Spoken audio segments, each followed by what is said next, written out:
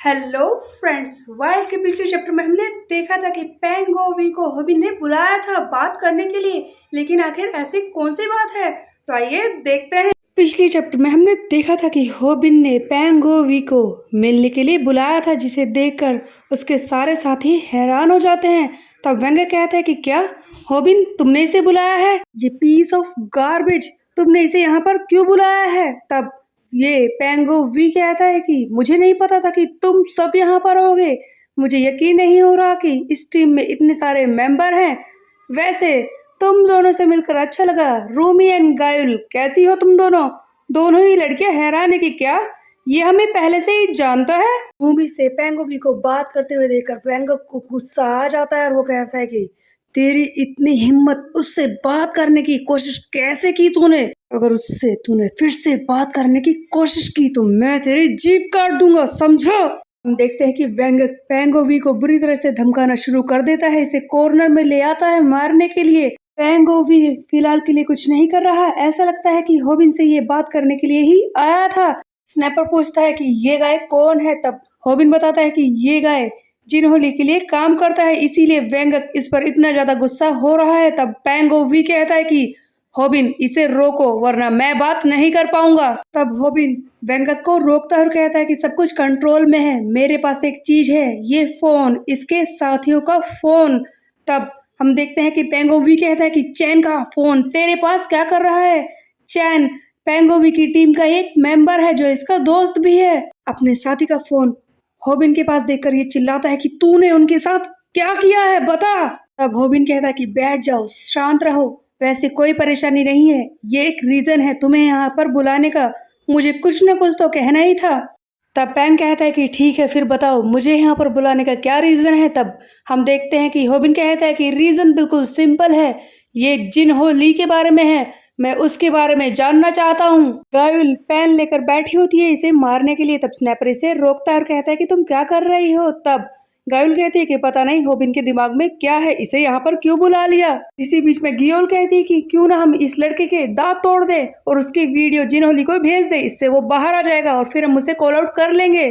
तब पैंग कहता है कि ये भी अपने भाई जैसी ही है। तब हम देखते हैं कि होबिन कहता है कि ये तरीका काम नहीं आएगा, हमें कुछ और अच्छा प्लान सोचना होगा, हमारे पास उस जिनहोली के बारे में इतनी इन्फॉर्मेशन नहीं है। जब भी हमें ऐसा लगता है कि हम उसे पकड़ने वाले हैं, तभी वो हमसे बहुत दूर हो जाता है। वो चुपचाप लोगों को अपनी गैंग में जोड़ रहा है और पावर भी इकट्ठा कर रहा है, उसके चक्कर में वो हम लोगों को भी इग्नोर कर रहा है। तुम्हें नहीं लगता कि ये इम्पोर्टेंट बात है? इसीलिए बस मेरे पास एक ही रास्ता है, उसे ढूंढने का और उस जिनहोली को टेक डाउन करने का। पेंगोवी, मैं तुम्हें एक ऑफर देना चाहता हूँ। मैं जानता हूँ कि तुम्हारे ग्रुप ने हाइसुसियो के कहने पर कुछ गड़बड़ की है, लेकिन मैं चाहता हूँ कि तुम उसकी टीम में रहकर मेरे लिए काम करो। पैंग अपने साथी का फोन उठाता है और कहता है कि तुम्हें क्या लगता है कि मैं अपनी जान को खतरे में डालूंगा? मैं ऐसा कुछ नहीं करने वाला, मैं इस बात को इग्नोर कर रहा हूँ। तब होबिन इसका हाथ पकड़ लेता है और कहता है कि मैंने अभी भी अपनी बात को खत्म नहीं किया है, यहाँ से जाने की कोशिश मत करना। तब होबिन कहता है कि तुम यहाँ से जाने की कोशिश बिल्कुल भी मत करना, क्योंकि मैं तुम्हारे दोस्तों को बचा सकता हूँ। ये बात बिल्कुल भी मत सोचना कि मैं फ्लैक्स और यूट्यूब के बारे में बात कर रहा हूँ, मेरे पास अपने कुछ कनेक्शन हैं जिनसे मैं उसे बाहर निकलवा सकता हूँ, तुम्हारे सारे दोस्तों को। ये वीडियो देखो, इस वक्त वो कहाँ पर है तुम्हें यकीन हो जाएगा। इस वक्त वो सारे जेल में बंद है। अगर तुम चाहते हो कि मैं तुम्हारे दोस्तों को बाहर निकलवा दूं तो तुम्हें मेरी मदद करनी होगी, और मेरे पास कनेक्शंस हैं, मैं ये कर सकता हूँ। ये योंग हवांग की बात कर रहा था। तब हम देखते हैं कि पेंगोवी तैयार हो जाता है इसके साथ काम करने के लिए। तब हम देखते हैं कि पेंगोवी बताना शुरू करता है कि वो जिनहोली अपने आप ही सारे कनेक्शंस बनाने की कोशिश क्यों कर रहा है। इस बात को मैं एक्सप्लेन करता हूँ। जिनहोली इन दिनों पॉलिटिशियंस के बहुत ज्यादा क्लोज आ रहा है और हमारा लाइव स्ट्रीम करने का भी यही काम था। हम उन पॉलिटिशियन की मनी को लॉन्ड्र करने वाले थे, लेकिन तुमने वो सब फ्लॉप कर दिया। तब स्नैपर कहता है कि क्या मुझे यकीन नहीं हो रहा, उस ताइसन जू के बाद भी कोई है जो उसका साथ दे सकता है? वो किस तरह का इंसान है जो लोगों को मैनिपुलेट करता है?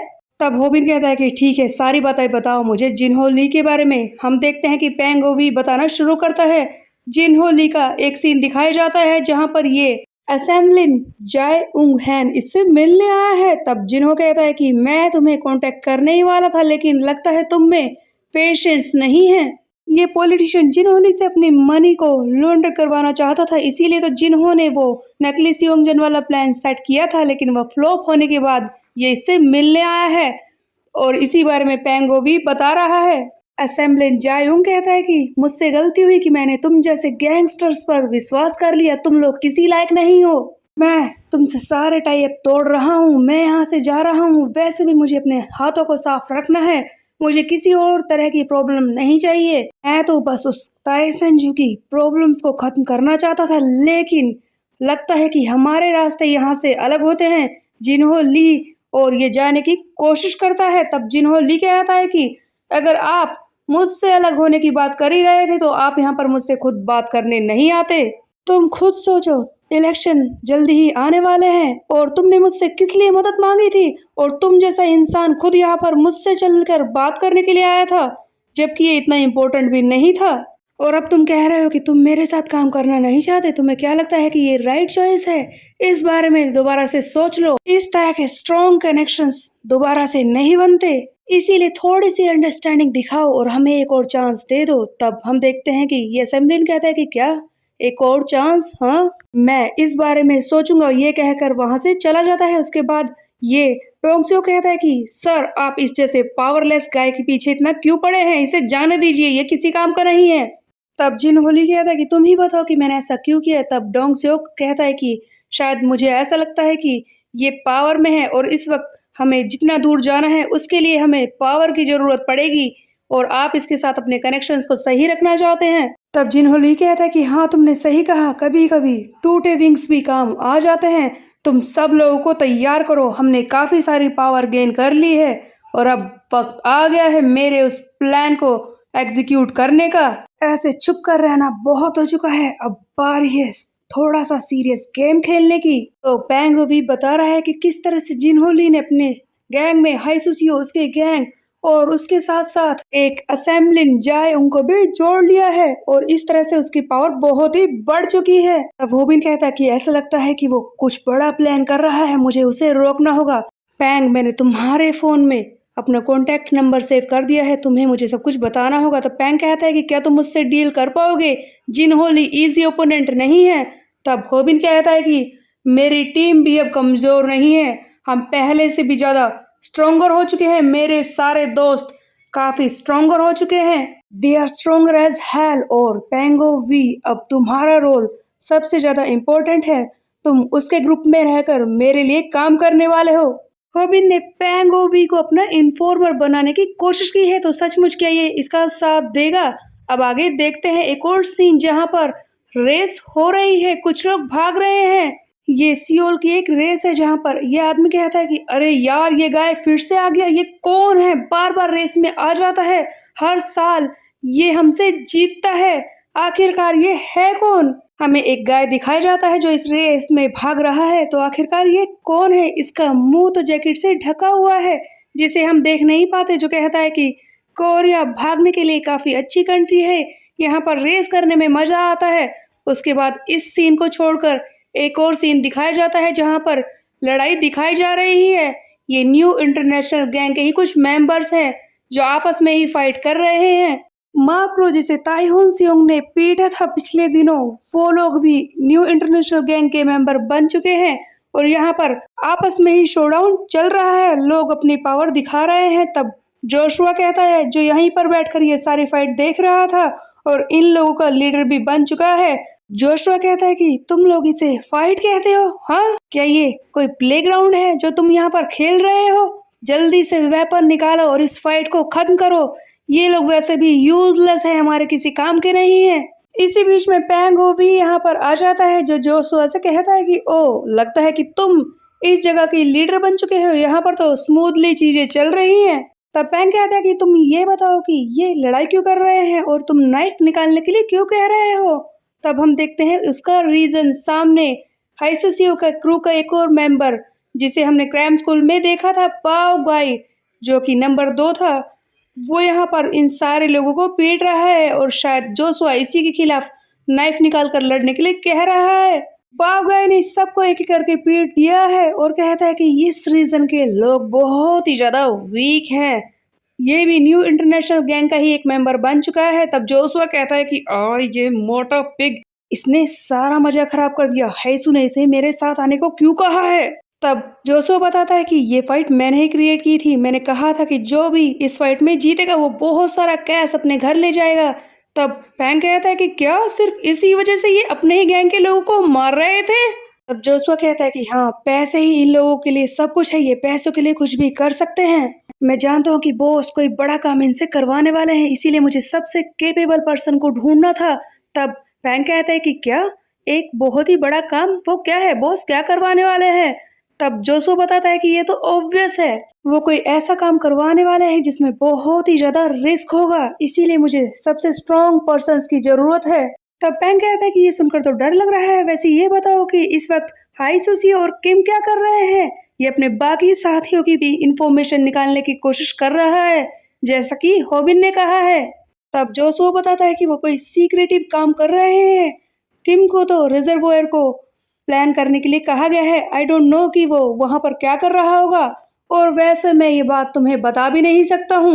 बॉस ने कहा है कि रिजर्वोयर पर उसका रोल काफी इम्पोर्टेंट है, ये काम उसे ही करना है। एंड हाइसो के बारे में मुझे ज्यादा पता नहीं है। उसके बाद हम एक और सीन देखते हैं जहाँ पर फोन पर ये सारी बातें पैंगो वी होबिन को बता रहा है कि बस मुझे जोशुआ से इतनी ही इंफॉर्मेशन मिली है। वो दोनों यहाँ पर मिलकर इंटरनेशनल गैंग के कुछ मेंबर्स को लीड कर रहे हैं और हाइसू और किम किसी सीक्रेट मिशन पर है। मैं इससे ज्यादा इंफॉर्मेशन निकाल नहीं पाया। अगर मैंने ज्यादा जल्दी की तो ये शक के कारण मुझे मार देंगे।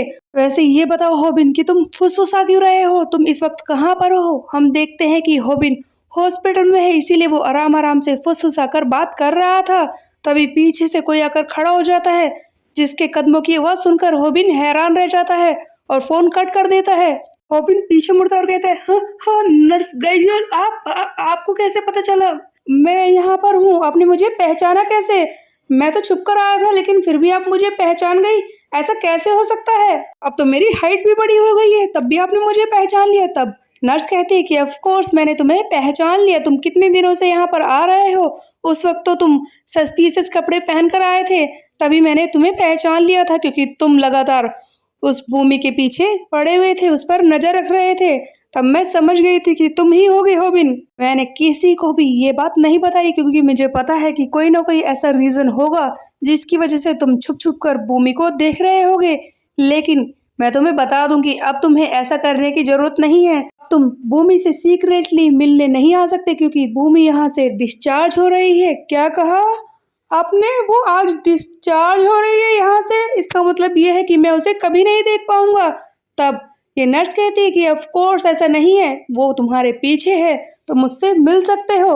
अब होबिन कहता है, ओ नो नो नो, भूमि के डैड भी उसके साथ है, मैं उससे नहीं मिल सकता। इस वक्त यही सही ऑप्शन होगा कि मैं यहाँ से भाग लूँ।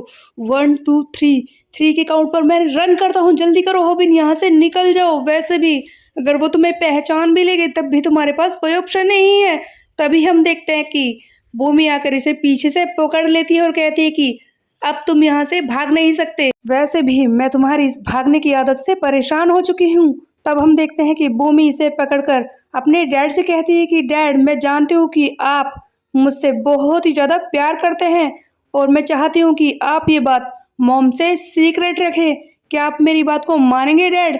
मैं इसके साथ थोड़ी देर के लिए जा रही हूँ। उसके बाद हम देखते हैं कि भूमि एंड होबिन बाहर आ जाते हैं थोड़ी देर के लिए बात करने के लिए। भूमि कहती है कि मैं तो तुम्हें देखकर बहुत ही खुश हूँ, लेकिन ये बहुत ही वियर्ड बात है कि तुम इतना ऑकवर्ड बिहेव कर रहे हो। ये सब क्या है होबिन? होबिन अपने मन में सोच रहा था कि ऐसा तो होना ही था। उस वक्त अगर मैं भूमि के साथ होता तो वो सब होता ही नहीं, उसे चोट नहीं लगती, उसका खून नहीं निकलता। ये सब मेरी गलती है, ये सब मेरी वजह से हुआ है। तभी भूमि इसे एक टेजर दिखाती है और कहती है कि ये देखो, ये टेजर, इसकी वजह से मैं किसी को शॉक दे सकती हूँ। उसके बाद मेरे पास ये है knuckles, baton and other things. तुम्हें क्या लगता है इनसे मैं किसी को भी बुरी तरह से पीट सकती हूँ ना? ही देखा तुमने मैं कितनी खतरनाक हो चुकी हूँ। तब होबिन कहता है कि मैं जानता हूँ कि तुम क्या करने की कोशिश कर रही हो, लेकिन ये स्कैरी है। तब भूमि कहती है कि देखो मेरी तरफ, तुम्हें नहीं लगता कि मैं किसी का भी मुकाबला कर सकती हूँ? तुम्हें डरने की जरूरत नहीं है। देखो हॉबिन, जब मैं हॉस्पिटल में थी मैंने ये सारी चीजें इन्हें यूज करने का ट्यूटोरियल देखा है, मैंने इनमें मास्टरी भी कर ली है। तुम्हें गिल्ट फील करने की जरूरत नहीं है। तब हॉबिन इससे ये बेटन और बाकी चीजें ले लेता है और कहता है कि भूमि तुम एक ही कंडीशन में सेफ रहोगी, जब मैं तुमसे दूर रहूंगा। यही हमारी बेस्ट चॉइस है। तब भूमि कहती है अगर सचमुच ये बेस्ट है तो मैं इस बेस्ट को नहीं करना चाहती। इससे पहले भी कोई अपना मुझे छोड़कर जा चुका है। ये मुंशियों के बारे में बात कर रही है जो इसे पहले छोड़कर चला गया था, जो हमेशा इसे प्रोटेक्ट करता था। और अब तुम भी मुझसे दूर होना चाहते हो। अगर तुम्हें सचमुच मुझे प्रोटेक्ट करना है तो तुम्हें मेरे साथ रहना होगा हॉबिन।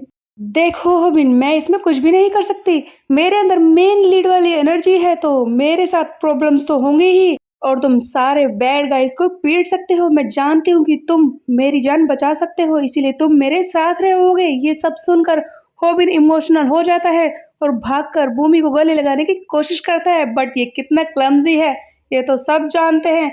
ये अपने एक शू से अपने दूसरे शू के लेस को दबा देता है, जिसकी वजह से ये गिरने ही वाला होता है। लेकिन उससे भी ऑकवर्ड मूवमेंट तब आती है जब ये भूमि के ऊपर गिरने वाला होता है, उसके ब्रेस्ट पर। वो तो अरे, ये मैं क्या कर रहा हूँ? ये सचमुच हो रहा है? अरे मेरी बॉडी रुक कैसे गई? ये हॉबिन भी ना। उसके बाद हम देखते हैं पीछे से कोई आकर हॉबिन को पकड़ लेता है। और ये कौन है जिसने बेचारे हॉबिन को रोक लिया? वो गाय जिसे हमने रेस के टाइम पे देखा था, जो हर बार रेस में आकर जीतता है। वो कौन है जिसका चेहरा नहीं दिखाया गया? भूमि से देखकर हैरान रह जाती है। वो लड़का कहता है कि मैं कोरिया आ गया यहाँ पर, लेकिन ऑलरेडी मैं कुछ ज्यादा ही देख चुका हूँ। ये कोई और नहीं मुनस्योंग होता है जो हॉबिन की हरकतों से परेशान है। मुनस्योंग हॉबिन की जिंदगी में वापस आ चुका है, तो क्या ये हॉबिन की हेल्प करेगा या फिर बहुत ही बड़ी प्रॉब्लम क्रिएट करेगा? ये हम देखेंगे नेक्स्ट चैप्टर में। तब तक के लिए मेरे चैनल को सब्सक्राइब कर ले, बेल के आइकन को कर दे प्रेस। मिलते हैं, बाय बाय।